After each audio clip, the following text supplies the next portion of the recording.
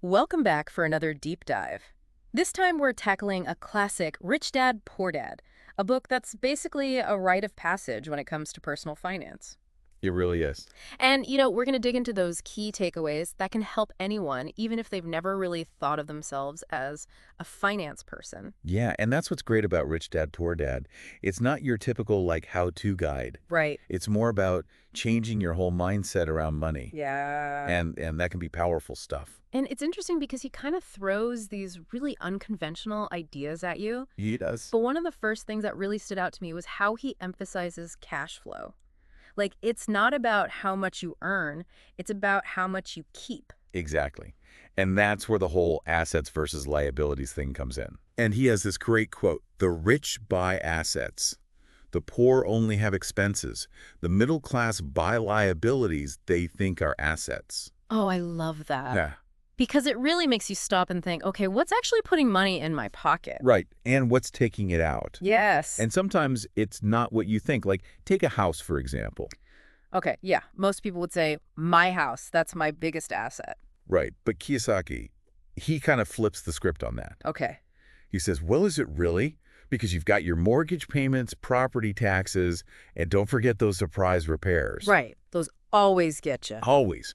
So he argues a lot of times a house is actually a liability. Oh, interesting. Because it's taking money out of your pocket instead of putting it in. Exactly. And that's where that whole idea of cash flow versus income becomes so crucial. Totally. It's about looking at where your money's going. Mm. Are you building up those assets that generate income? Yeah. Or are you stuck in this cycle of just paying expenses? And he even has those diagrams in the book, which are really helpful Yes. to visualize those different cash flows. The poor, the middle class, and the rich. Right. Yeah. Where does the money go? And it's eye-opening to see those differences. And it all comes down to that asset column. Yeah. That's what you really want to focus on growing. Okay. So it's not necessarily about of avoiding a mortgage or anything like that. No, not necessarily. It's about being asset rich, as he calls it. Asset rich. It's Okay. about having those things working for you, generating income, even when you're not actively working. Which leads perfectly into his next big idea, minding your own business. Yes. And I love how he explains this. It's not about literally starting a company. Right. It's not what you'd initially think. It's about creating assets that generate income without you needing to trade your time for it. And he uses a great example, Ray Kroc, the McDonald's guy. Oh, right. When someone asked Kroc what business he was in, what'd he say? He said real estate. Yeah. Because he knew that those prime locations, they were crucial. They were the real gold mine, the business behind the business in a way. Exactly. And that's what Kiyosaki wants you to get. You might have a 9 to 5, but that doesn't mean you can't be building assets on the side. Okay. Rental properties, dividend stocks, anything that puts money in your pocket passively, that's minding your own business. It's like he's saying, don't just work for money, make your money work for you. Exactly. And he even illustrates this with his own story, growing up with his friend Mike. Yeah, the comic book library. Right. Remember how they started collecting those little toothpaste tubes? Yeah.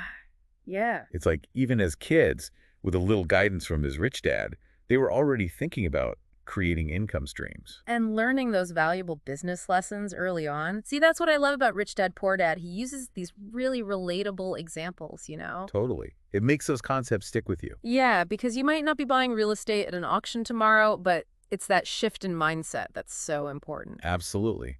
And he takes it even further in the section, The Rich Invent Money. Okay, now we're getting into some next level stuff. Does he give us like a magic formula? Haha. Not exactly. It's not about some get-rich-quick scheme. He's talking about creativity, about seeing opportunities where others don't. Right. Remember the example he gives about Alexander Graham Bell and the telephone? No, remind me. So Bell, he wanted to sell his patent to Western Union, right? Offered it to them for like 100 grand. 100 grand. What did they say? They turned him down. Can you believe that? Wow. Talk about a missed opportunity. Right. That's his point. The rich, they think differently. They're not afraid to seize those unconventional opportunities. Okay, so how do we get better at spotting those telephone moments in our own lives? That's the million-dollar question, right? Well, Kiyosaki says we often hold ourselves back. Okay, with what? He calls them the 5 main obstacles to building wealth: fear, cynicism, laziness, bad habits, and arrogance. It's like he's calling us all out. He is, but in a good way.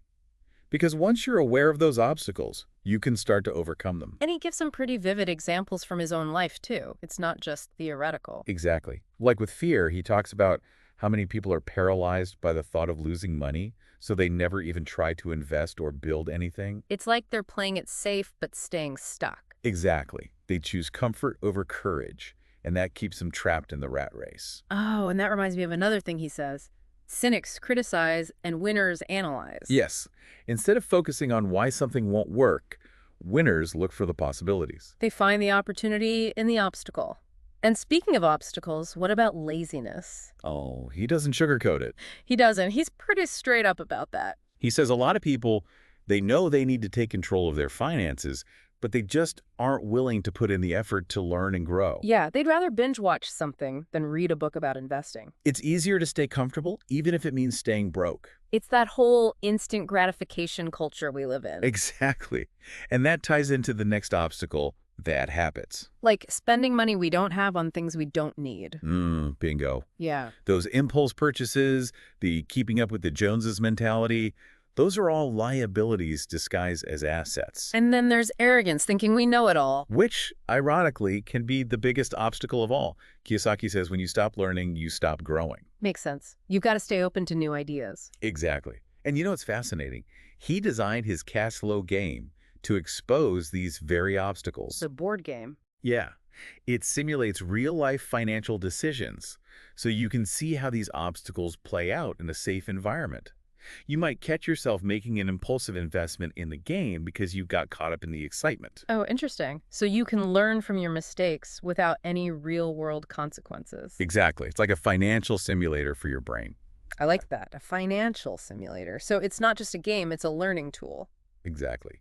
And a fun one, too. It's a really clever way to bring those concepts to life. So we've talked about the obstacles, but how do we actually overcome them?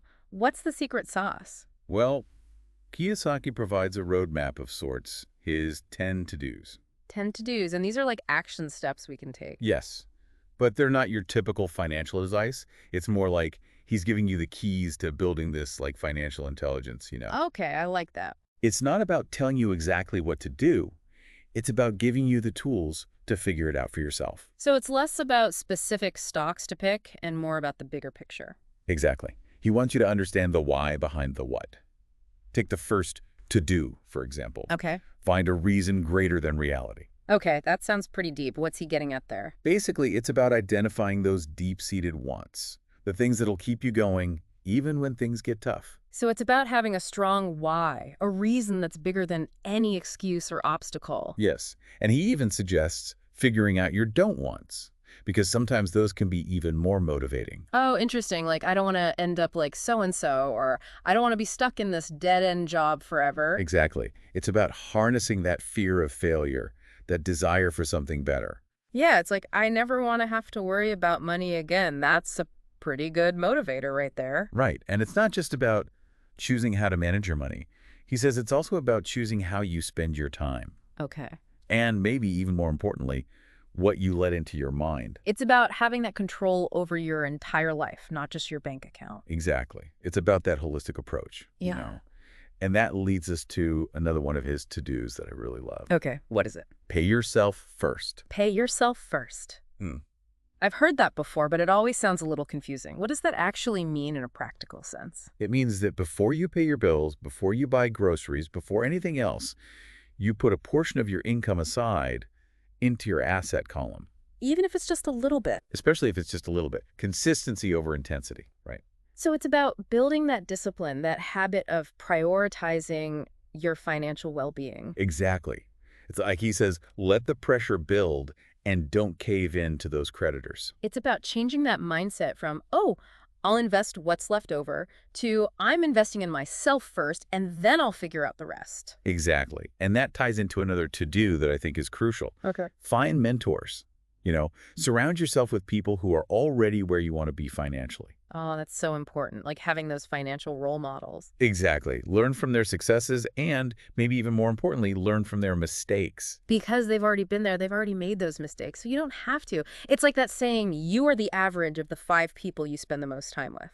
Exactly. Surround yourself with financial winners, and you're more likely to adopt their winning habits. And Kiyosaki has a really interesting perspective on mentors. He says, don't be afraid to be an Indian giver. Yeah. He's not talking about being disrespectful. He's talking about finding those mutually beneficial arrangements, those win-win situations. Okay, like leverage other people's resources, their expertise to help you get ahead. Exactly. It's about thinking creatively, about finding those unconventional paths to success. And you know what else he's a big advocate for? What's that? Teaching what you've learned. Sharing the knowledge. Exactly. Yeah. He believes that the more you teach, the more you learn, and the more you give, the more you receive. It's about paying it forward. So it creates this cycle of abundance. Well, I have to say, this deep dive into Rich Dad, Poor Dad has been incredibly insightful. It's not just a book about money. It's a book about taking control of your life and creating the future you want. It really is. It's about understanding that financial freedom is within reach if you're willing to challenge the conventional wisdom and adopt a new way of thinking. And it all starts with that mindset shift. Exactly. So for anyone listening, the question Kiyosaki leaves us with is this. If you could design your ideal financial education, what would it look like? What are those essential skills and knowledge that you would prioritize? Because as he points out, traditional education often prepares us for jobs, not necessarily for building wealth. It's a powerful question to ponder, and one that could change your financial trajectory if you take the time to really explore it. That wraps up our deep dive into Rich Dad, Poor Dad. We hope this conversation has sparked some ideas, challenged some assumptions, and inspired you to take control of your financial future.